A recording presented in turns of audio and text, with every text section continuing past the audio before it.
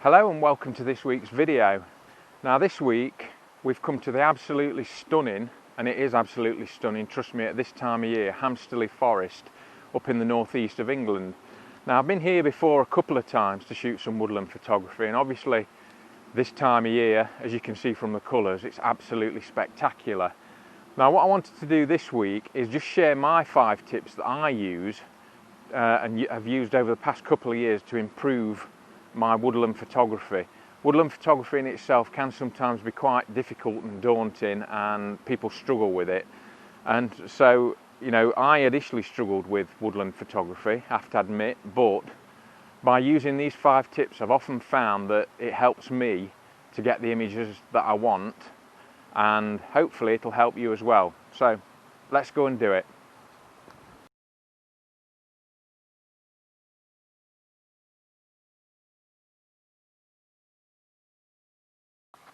Right, I think my tip number 1 for woodland photography, and it's something that I still do today, because what I tend to find is, especially if you come to a new place, so say I hadn't been to Hamsterley Forest before, it's a massive area, and to be honest, there's beautiful golden coloured trees, rust coloured trees all around you, and it literally does appear at times that that old saying, you can't see the wood for the trees, is actually true. You just, there's too much and it becomes overwhelming and you can't really focus on one particular thing. So what I still do to this day, especially in a new place, is rather than hairing off down one of the paths and just looking left to right, I'll pick one small area. Now that might only be a couple of 100 metres in diameter square, but what that enables me to do is to put all my focus in that area. And what you'll find is, you know, it's similar to if you've just got a really small piece of woodland and that's all you've got. You really have to focus in on that area and you will start to pick up compositions. So to illustrate that fact, what I thought I'd do today to illustrate that point is just head off the track, limit myself to a small area and see what I can find. Now I've deliberately steered myself away from the river because there's a small stream runs along the bottom, and to be fair, that would make this challenge too easy.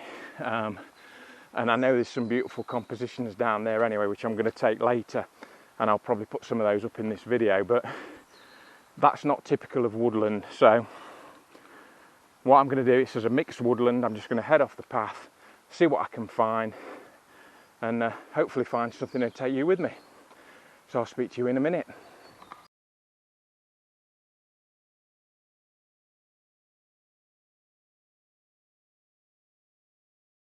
Right, now to my point 2. So, as I said, I headed off the path and just concentrated on a small area. Now, true to my word, I headed straight off the path, and yeah, Hamsterley Forest, this section that I'd actually got to when I finished speaking to you, is a really steep slope. So I've been sort of traversing this slope. Now what that has helped me to do is, I don't think a lot of people come down here, and when you go off and into an area, what you're actually looking for, you're not looking for a composition. That's the wrong way to look at it. What you need to do is look for the focal point. So what I mean by that, and this is sometimes quite difficult to do, and it does take a little bit of practice. How I describe it is, it's like walking into a dark room and there's a candle in the far right hand corner. As you walk into that darkness, your eyes go straight to the candle. So what I'm trying to say is, when you walk into that woodland, what you're looking for in amongst all those trees and everything that's quite samey is something that jumps out at you. And it's sometimes quite difficult to recognise that, because your brain has a habit of looking at something and going, oh yeah, and then moving on to the next thing. What you need to be able to do is pull back and say, what actually did I see and what did I like when I first walked in here? And then if you can find that, that becomes the focal point of your image. Now that is not the composition. Once you find the focal point, then it's time to look at it and walk around it and say, right, how can I make that work? How can I make that into an image that is pleasing to my eye? You know, so you might be in a position where you can see it, but you can't see all of it, and you want to get round and have a look. Is there a better angle to get all of it in? Does it look better from that angle? Is it twisted more in that direction that would create a better frame? Is it in that direction? Is it in conflict with something else in the picture? So what you're trying to do is find that focal point. Once you've found that, what I would suggest you do is walk around it as much as you can and see, is that the best angle? Is that the best shot I can get?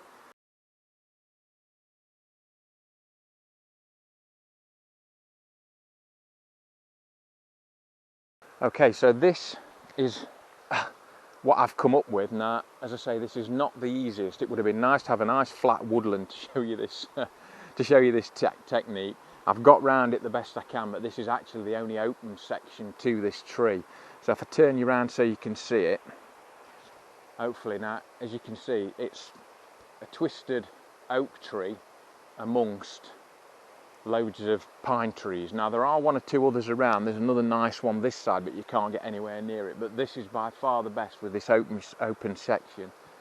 And as I say, I've had to come down, walk down round here the best I can. There's a little bit of a path down here that I was walking on, which is what I saw it from. But yeah, as you can see, the character that this tree's got and the way it's coming out of the ground here and sort of trying to force its way up through, as you see the crown, the beautiful golden leaves. It really looks a lovely composition on the back of the camera. Now what I do once I've done that is I'll try different, once I've got the composition and how I want it set up in the frame, what I'll do, I won't just take one shot. What I'll do, I'll make sure it's in focus. So I want the trunk, the branches in focus. That's the main bit of the image that I want in focus. But I will also try a really shallow depth of field, so only that's in focus, and try and throw other stuff out of focus behind it. And then I'll try with a bigger depth of field, so something like f8 or f11, just to try and get everything in focus. And then, you know, when you get back, you can see which works better. It's often difficult to see on the back of the screen. You can see you've got the composition right. You can check that it's in focus, but other than that, you know, the little finer things you maybe won't see until you get back. Now, what I would also say is while you're taking your images is just look and say, make what I would call micro adjustments. So in this instance, I've got a branch here from this pine tree that's actually coming across and just hitting the trunk here of my main subject. So what I'm thinking is, would it look a little bit better if I move this way slightly? So I may try that composition, just moving to the right a little bit, or get that so it's not crossing my trunk. I've got to be careful because there's one here that I don't want to get in the way of. So again, it may be a case of moving a little bit closer and a little bit to the right, which might improve the image. Again, it's just things that you try while you're here. As I say, there's no point just taking one image and then saying, yeah, that's the one I want. You're far better taking, you know, 10, 15, all slightly different shutter speeds, all slightly different apertures, just to check which one you like best when you get back. Because, you know, it might be that if it's windy, there's a little bit of wind today, the leaves might be moving on the tree, you might not want that, but then you might want that effect. It might look better when you get back. As I say, on the back of the small screens, it's not always easy to see.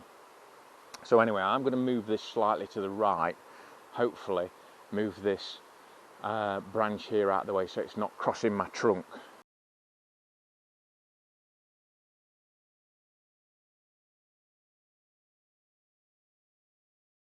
Right, one of the other things that I think is really important, and actually a shot I took here last year really illustrates that very well, and I'll put that shot up in a minute, is that you should always wait for the light.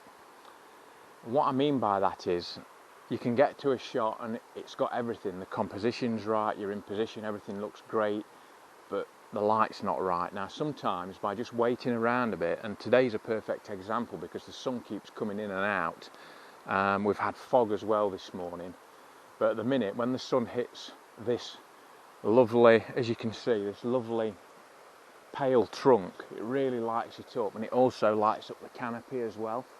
against the dark background of the spruce, the pine trees, it looks really nice. Now if I don't wait and I just stand here and take that first image while it's dull, it really doesn't lift the image. Just waiting for that light to come through, or even, as I said, the image I took here last year, I had to wait about half an hour because the sun was out, but it wasn't on this particular leaf. So I'll put that image up now, and as you can see, if I'd have taken that at any other time without waiting for the light, it would have been a really dull, bland image. It wouldn't have stood out at all, but by waiting, it actually just lit that leaf up and everything else was in darkness, and I really love that image. So again, that would be my fourth tip, I think, that I try and use when I'm doing woodland photography, is just to wait for the light. Don't always take the image, think you've got it and go. Just consider, is that light going to change? Is that light going to hit that if I wait here a little bit longer? Is it going to move round onto there, and will that look better? Will there be shafts of light coming through from that direction? Alright, so once you've got the composition, don't give up on it too soon. Always try and work it that little bit more.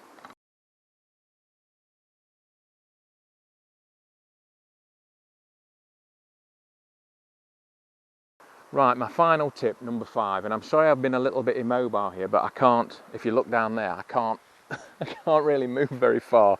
It's not an ideal, I just love this image so much that I wanted to show it to you, and I wanted to use this one because I saw it and I thought, wow, that's fantastic.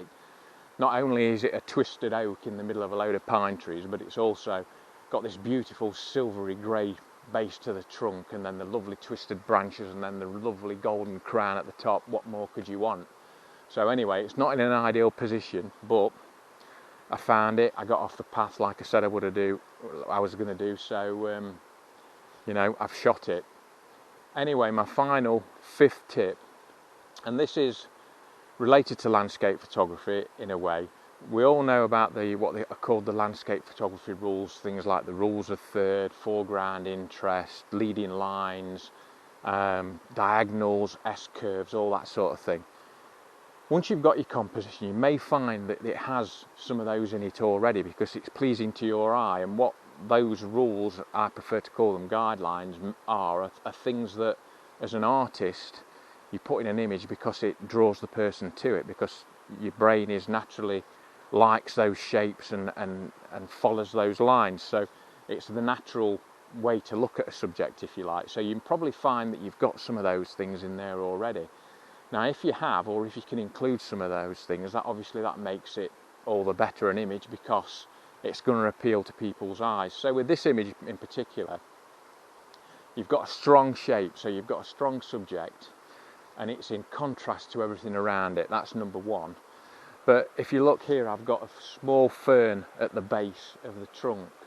Now that's a lovely green, it's nicely shaped, and it's just in the foreground of the tree trunk and the tree, so it does provide a little bit of foreground interest that leads you into the image. When you get to the tree trunk, obviously, as I've said, it's in contrast to everything around it. You've got some lovely curvy shapes, S-shaped trunk leading up there, and then the branches as well are nice and dark and lovely, beautiful shapes that they create in amongst this really straight, regimented trees around it.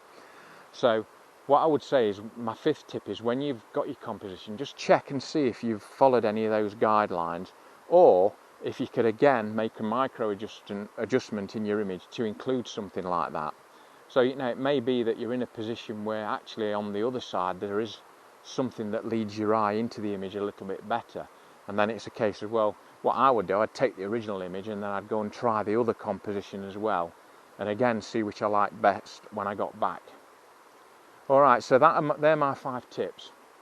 I'm going to try and climb my way back out of here. It's quite easy getting down, but as always in Hamsterley Forest, it's quite slopey, and in Wellington's probably not the best footwear to get in and out of, and also with a heavy bag. So if I do get out of here alive, you'll see this video later, and this image I'll stick up now.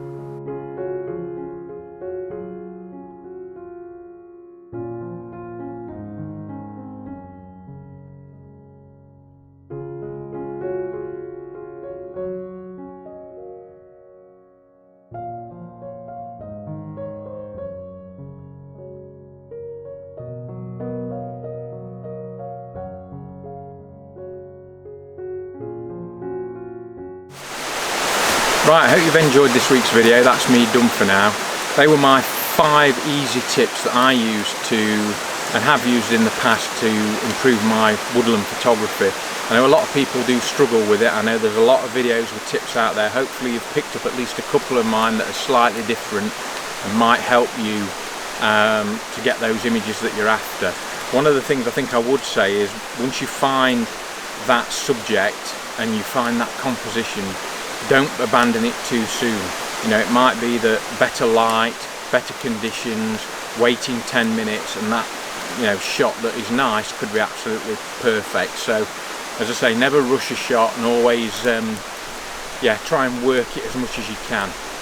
Anyway, me and Leia are going to head off now down to the river and take some shots down there. We just can't resist it with all these autumn colours.